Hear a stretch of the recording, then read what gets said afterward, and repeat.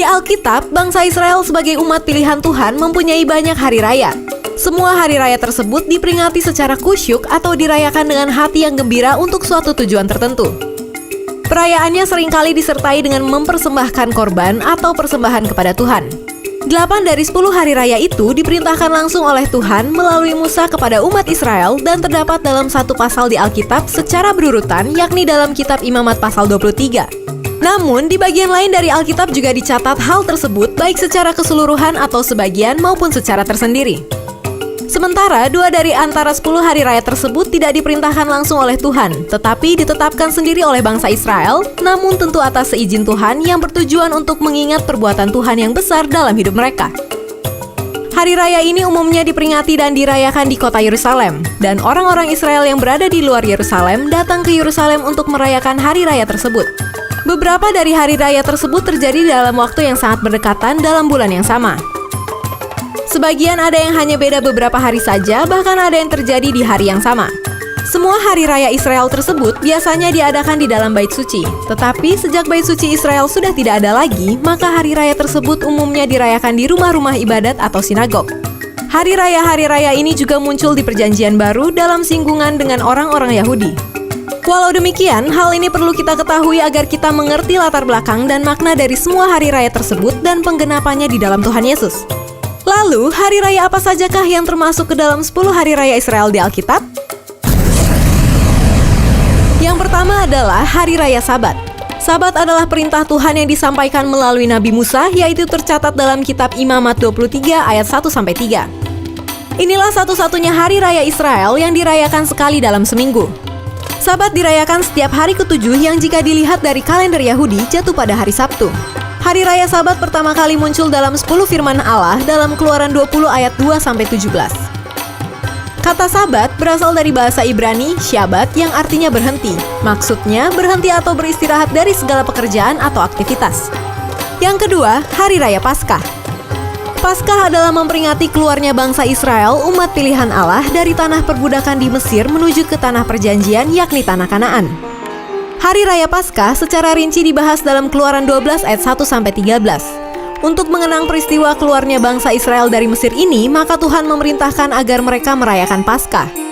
Dengan demikian, mereka selalu mengingat perbuatan Tuhan tersebut turun-menurun. Hari Raya Paskah diperingati pada tanggal 14 bulan pertama atau ke-1 dalam kalender Israel atau bulan Maret-April pada kalender Masehi. Tuhan Yesus telah menggenapi Paskah Yahudi dan menggantinya dengan Paskah Kristen.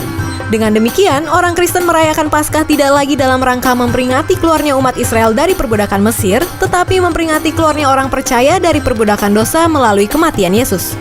Ketiga, Hari Raya Roti Tidak Beragi. Hari Raya Roti Tidak Beragi masih terkait dengan Hari Raya Paskah. Hari raya ini diperingati sehari setelah Paskah dan dirayakan selama 7 hari atau 1 minggu penuh. Hari Raya Roti Tidak Beragi secara rinci dibahas dalam Keluaran 12 ayat 14-20. Ketika bangsa Israel keluar dari Mesir, mereka keluar secara terburu-buru. Mereka tidak sempat lagi membuat roti yang beragi, di mana membakar roti dengan ragi akan memakan waktu hingga roti mengembang. Jadi, mereka hanya memakan roti yang tidak beragi. Di kemudian hari, Hari Raya Roti Tidak Beragi digabungkan dengan Hari Raya Paskah dan dirayakan secara bersama-sama. Sehingga kedua hari raya ini sering dianggap satu hari raya saja, seperti yang tertulis dalam kitab Lukas 22 ayat 1. Keempat, Hari Raya Buah Sulung. Hari Raya Buah Sulung adalah hari untuk mempersembahkan persembahan kepada Tuhan dari hasil pertanian di tanah perjanjian. Tuhan memerintahkan bahwa ketika bangsa Israel telah tiba di tanah Kanaan dan mendapat hasil pertama dari pertanian di negeri itu, maka mereka harus mempersembahkan kepada Tuhan. Hal ini harus mereka lakukan secara terus-menerus setiap tahunnya. Maksudnya adalah bahwa hasil pertama pertanian dipersembahkan kepada Tuhan terlebih dahulu, baru dimakan hasilnya. Hal ini punya makna bahwa seluruh hasil panen yang orang Israel dapatkan sesungguhnya berasal dari Tuhan. Selain mempersembahkan hasil pertanian, pada Hari Raya Buah Sulung, bangsa Israel juga diperintahkan untuk mempersembahkan seekor domba sebagai korban bakaran, korban sajian dari tepung terbaik, dan korban curahan dari anggur. Hari Raya Buah Sulung diperingati pada tanggal 16 bulan ke-1 dalam kalender Israel atau bulan Maret-April pada kalender Masehi. Yang kelima, Hari Raya Pentakosta. Hari Raya Pentakosta adalah hari raya untuk memperingati panen raya, khususnya gandum yang tumbuh pada masa tersebut di Israel. Nama asli hari raya ini di Perjanjian Lama adalah minggu-minggu atau 7 minggu. Maksudnya 7 minggu dihitung dari Hari Raya Buah Sulung dan Paskah. Jadi Hari Raya Pentakosta dirayakan 7 minggu setelah Hari Raya Buah Sulung dan Paskah. Dalam bahasa Yunani, bahasa asli Perjanjian Baru, Hari Raya ini dikenal sebagai Pentakosta atau Hari ke-50 sama dengan 7 minggu. Dalam perayaan Pentakosta, bangsa Israel harus membawa 2 buah roti yang terbuat dari tepung gandum ke hadapan Tuhan sebagai korban sajian. Juga 7 ekor domba muda, seekor lembu muda, dan 2 ekor domba jantan dewasa sebagai korban bakaran. Selain itu, juga seekor kambing jantan sebagai korban penghapus dosa dan 2 ekor domba muda sebagai korban keselamatan. Pada hari raya ini, orang Israel juga tidak boleh melakukan pekerjaan berat dan tidak boleh menyabit habis ladang, harus ditinggalkan untuk orang-orang miskin.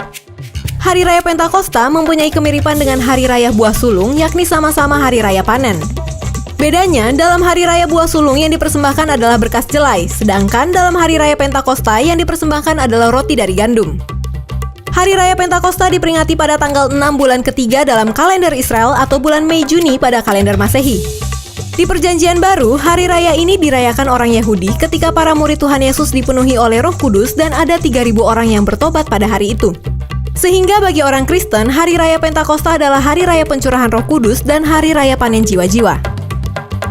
JCers, itu dia 5 dari 10 hari raya spesialnya bangsa Israel yang merupakan perintah Tuhan langsung untuk dirayakan. Bagaimana dengan 5 hari raya lainnya? Nantikan di episode berikutnya.